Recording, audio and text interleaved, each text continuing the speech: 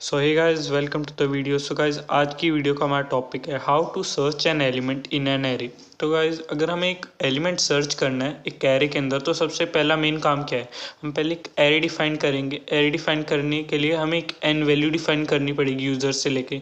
अब उसको लेके हमने एक एरे डिफाइन किया, सपोज 1 2 3 4। अब इसमें से हमें थर्ड नंबर सर्च करना है तो एक और वेरिएबल डिफाइन होगा उस नंबर को बताने के लिए।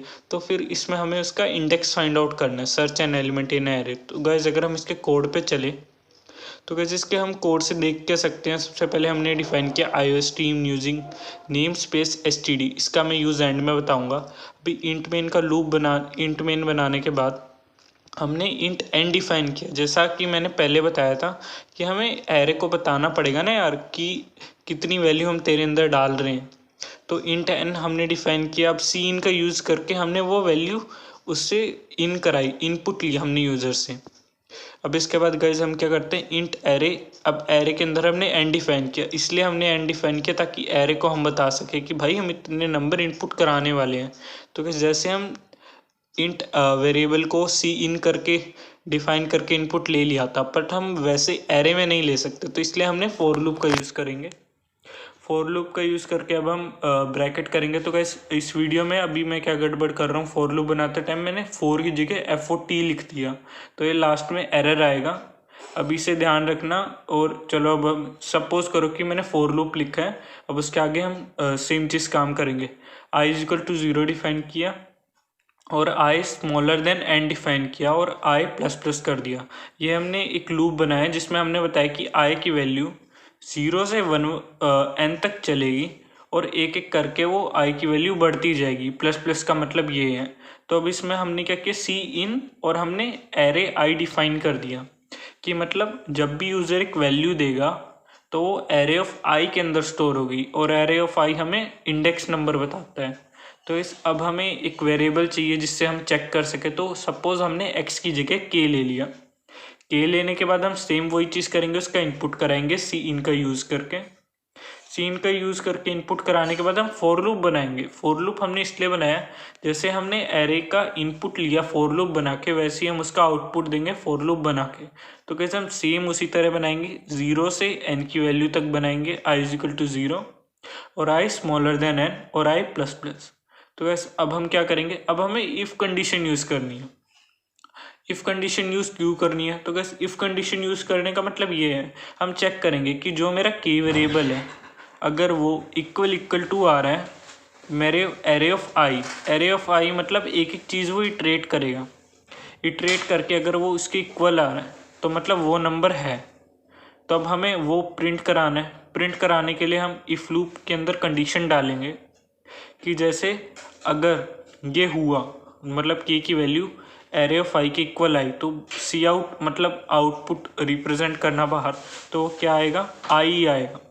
सी आउट हमें क्या करना है, आई।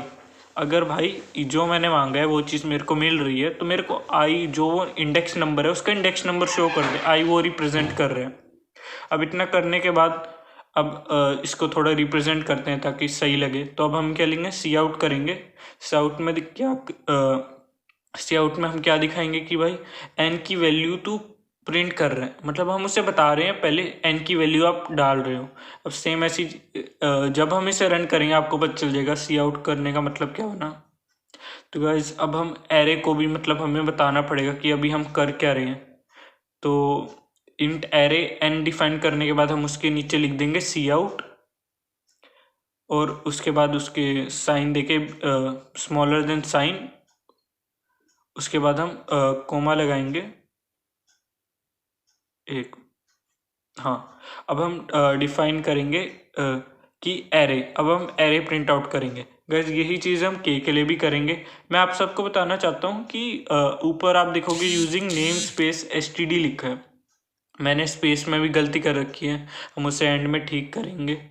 तो गैस इसमें क्या करते हैं ना, इसका यूज़ इसलिए करना है, अगर हम इसका यूज़ नहीं करेंगे तो हम सी आउट और सी इन का यूज़ नहीं कर सकते। इसलिए यूजिंग नेम स्पेस std का यूज़ करना बहुत इंपॉर्टेंट है। तो गैस अब सेम चीज़ अभी हम के लिए कर रहे हैं। तो जब हम इसे रन करने जाएंगे तो हमें इससे फ़ायदा क्या मिलेगा, जो अभी मैं लास्ट में सी आउट कर रहा हूँ, ये हमें एक रिप्रेजेंटेशन देगा कि ताकि जो यूज़र, सपोज़ मैं तो कोड बना रहा हूँ, मुझे तो पता है भाई अब n की वैल्यू देनी है, अब एरे ऑफ n की वैल्यू देनी है, अब k की वैल्यू देनी है। पर जो तीसरा बंदा है उसे तो नहीं पता ना भाई मैंने किस वे में बनाया, उसे पहले कोड पढ़ना पड़ेगा, कोड ना पढ़ना पड़े इसलिए हमने ये किया। तो अभी जैसे बताया कि मैंने नेम स्पेस में मुझे ठीक करना पड़ेगा। तो गाइस अब हम यहाँ जाएंगे, देखो नेम स्पेस में एस लगा दिया था मैंने ई की जगह। तो ई लगाने के बाद हमें अगली कंडीशन मिल रही है फोर्ट की जगह 4 लिखना था। गाइस अब हमारा हो चुका है पूरा लूप ठीक।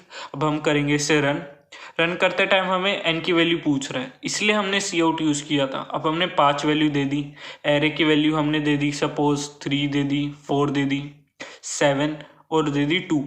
अब इसके बाद हमने 8 देने के बाद हम एंटर मारते हैं। एंटर अब की भैया मुझे कौन सा नंबर सर्च करना है।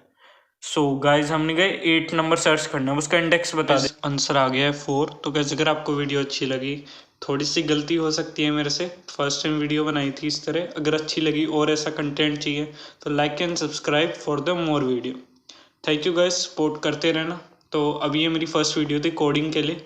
अगर मुझे थोड़ा रिस्पॉन्स ठीक मिला तो मैं और वीडियो बनाऊंगा। Thank you guys.